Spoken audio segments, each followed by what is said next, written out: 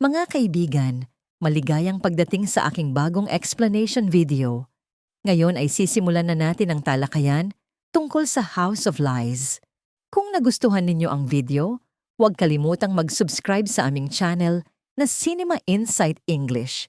Para sa mga nanonood mula sa Facebook, ang link ng aming YouTube channel ay nasa video description.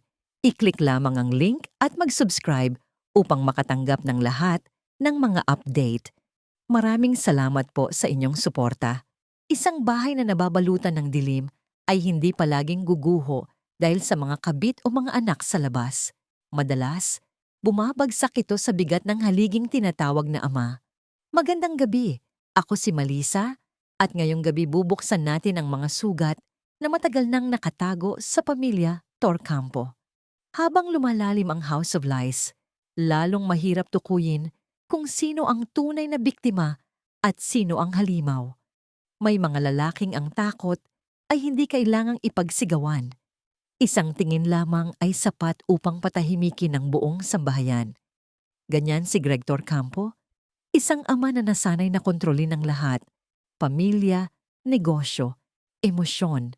Ngunit habang mas marami siyang inuutos, mas lalong nababasag ang mga nasa paligid niya. At narito ang mapait na katotohanan.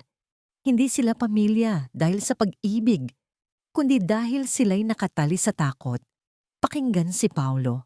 Ang kanyang mga salita ay hindi lamang rebelyon, kundi tinig ng panghabambuhay na sama ng loob ng isang anak.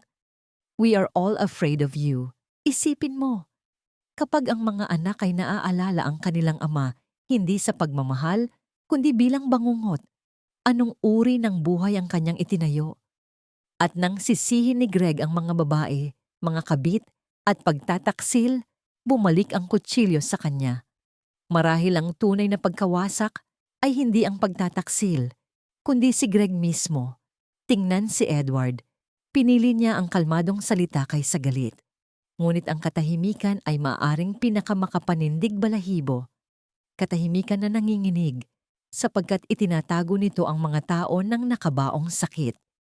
Isipin mong buong buhay mong sinubukan na mahalin ang isang taong hindi ka kailanman tinanggap, ngunit sasabihin mo pa rin, "You are my only father." Ito ba'y kawalan ng pag-asa o desperadong pagtatangkang makahanap ng lugar sa pamilya? Narito ang komplikasyon. Ang kalmadong anyo ni Edward ay nagtatago ng hindi nakikitang galit.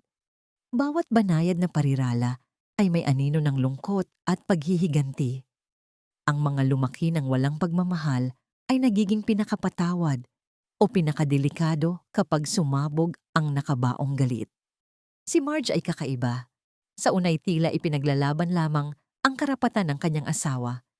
Ngunit kapag tiningnan ng mas malapit, sa likod ng bawat ngiti ay may kalkulasyon. Sama-sama, ang House of Lies ay hindi lamang kwento ni Greg, kundi nina Edward, Paulo at Marge. Bawat isa'y nagtatago ng apoy na maaaring isang araw ay magbunga ng abo. Si Thea ay hindi lamang karibal. Lubos niyang nauunawaan ang kahinaan ng tao.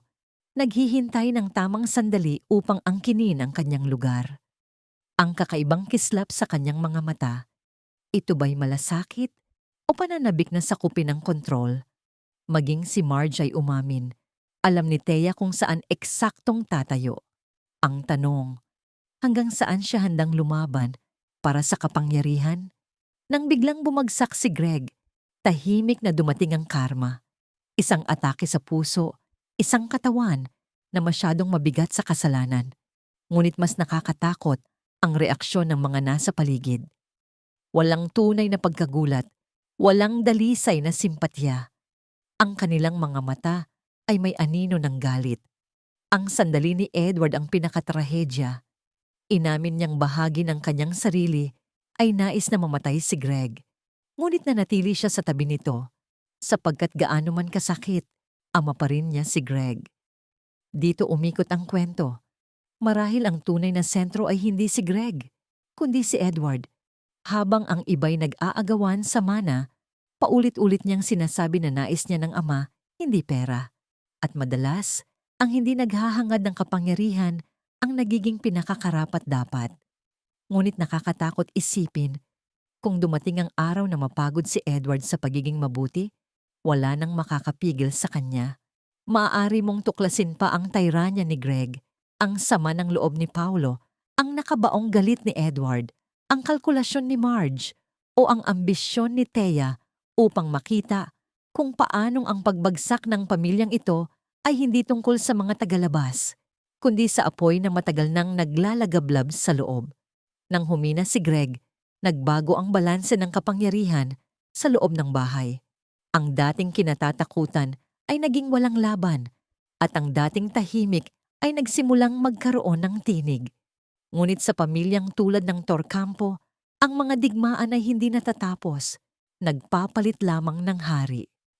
Ang katahimikan ni Greg, ang anino ng kamatayan sa kanyang mga mata, ay nagbigay daan upang siya'y mas madaling kontrolin.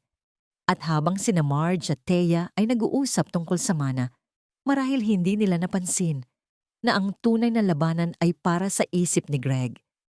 Ang mga anak ang nasa pinakatrahedyang kalagayan. Lumalaki silang nakulong sa pride, dugo at mga titulo. Ang pamilya ay dapat nakanlungan, ngunit sa Torcampo, bawat hapagkainan ay tila silid ng interogasyon. Bawat tingin ay may akusasyon, bawat kilos ng pagmamahal ay may kalkulasyon. Kaya nang sabihin ni Edward na bumalik siya, hindi para sa pera, kundi para sa ama, nakakaakit itong paniwalaan. Ngunit hanggang kailan? Hanggang kailan siya mananatiling mapagpatawad? Hanggang kailan niya kakayanin? At kapag pinili na niyang lumaban para sa sarili, magiging iba ba siya kay Greg? O yun mismo ang kinatatakutan ng lahat mula pa sa simula, na ang anak na itinakwil ay siya ring magiging bagong pinuno ng House of Lies? Ang pinakamalalaking misteryo ngayon ay ang maskara ni Thea, ang kahinaan ni Greg, at ang pag-angat ni Edward na maaaring magdala ng bagong dilim sa pamilya. Pagbalik ni Greg mula sa ospital, hindi na siya ang dating malakas na lalaki. Mabigat ang bawat hakbang, puno ng takot ang bawat hinga, at iyon ang mas mapanganib sapagkat ang sugatang tao ay mas madaling kontrolin. Alam ito ni Thea. Tahimik na sinubukan ni Edward na ayusin ang ugnayan sa ama, ngunit lalo namang pinatatag ni Thea ang kanyang posisyon. Hindi tulad ni Marge na lantad ang galit. Si Thea ay naghihintay, nakikinig, at sumusugod kapag mahina ang kalaban. Ang kanyang mga salita, "Now it's my time," ay hindi lamang pagmamalaki, kundi babala. Para kay Edward, nagsimula ang takot dito. Habang hinahangad niya ang ugnayan ng pamilya, ang iba'y hinahabol ang sariling interes. Si Marge ay nais tiyakin ang kinabukasan, si Thea ay kapangyarihan, si Greg ay pagtubos, at si Edward ay pagmamahal ng ama na matagal nang nawala. Ngunit hanggang kailan sapat ang pagmamahal kung paulit-ulit bumabalik ang sakit? Sa mga usapan tungkol sa mana, nanatiling tahimik si Edward. Ayaw niyang makipagbangga, ngunit itinulak siya ni Marge. Marahil inisip niyang ito na lamang ang pagkakataon ni Edward. Ngunit sa kanyang mga mata ay hindi kasabikan, kundi pagod. Dahan-dahan, hinihila siya sa dilim na nais niyang takasan. At dito lumitaw ang pinakamalaking tanong. Paano kung ang pagkawasak ni Edward ay hindi mula sa mga kaaway, kundi mula sa mga taong sobra ang pagmamahal sa kanya? Sapagkat minsan, hindi kaaway, kundi mga mahal sa buhay ang sumisira sa tunay mong sarili. Habang lahat ay nag-aagawan sa mana, may mas malaking panganib na hindi nakikita, ang kahinaan ni Greg, ang katusuhan ni Thea, at ang pagod ni Edward ay sama-samang bumubuo ng pagsabog na maaaring magdurog sa pamilya. Ang pagbagsak ng isip ni Greg ay malalim. Sa unang pagkakataon, tila naunawaan niya ang sakit na dinanas ng kanyang pamilya. Ngunit huli na ba? May mga sugat na hindi na naghihilom kahit pa may paghingi ng tawad. Mas nakakatakot, hindi pa tapos ang galit ni Thea. Ang kanyang mga salita ay nagbunyag hindi lamang ng insekuridad, kundi ng desperasyon upang patunayan ang kanyang lugar. At kapag siya'y tuluyang mawala ng kontrol, walang makakaalam kung ano ang kanyang magagawa. Ang pinakatrahedyang katotohanan, lahat ay nais ng pamilya, ngunit wala ni isa ang marunong magmahal ng hindi nananakit. Si Greg ay nanakit dahil sa pride, si Marge dahil sa takot, si Thea dahil sa insekuridad, at si Edward ay maaring manakit dahil matagal na niyang pinipigil ang sarili. Kaya nang sabihin niyang I did not return for money, kapani-paniwala iyon. Ngunit sa House of Lies, bawat mabuting intensyon ay unti-unting nilalamon ng galit, inggit, at kasakiman. Isang araw, maaaring magising si Edward bilang isang taong ni siya mismo ay hindi na makikilala. Isipin kung si Greg mismo ang pumili kay Edward bilang tagapagmana. Paano tutugon sina Thea at Marge? At ang pinakamalaking tanong, tatanggapin ba ni Edward ang kapangyarihang matagal na niyang tinanggihan? O iyon ang tunay na simula ng pagbagsak ng pamilya? Sapagkat madalas, ang pinakadelikadong tao ay hindi ang lantad ang galit, kundi ang matagal nang nagtiis ng sakit at sa wakas ay natutong lumaban. Kaya't nananatiling tanong, tunay bang naghahanap si Edward ng pamilya? O unti-unti na ba siyang nilalamon ng sumpa ng Torcampo? At sa loob ng bahay na ito, sino ang pinakamalaking mapagkunwari? Kung ikaw si Greg, kanino ka magtitiwala sa iyong huling sandali? Ang House of Lies ay nagpapatunay ng isang bagay. Ang katahimikan ay mas nakakatakot kaysa sa mga sigaw. Maraming salamat sa panonood ng buong video.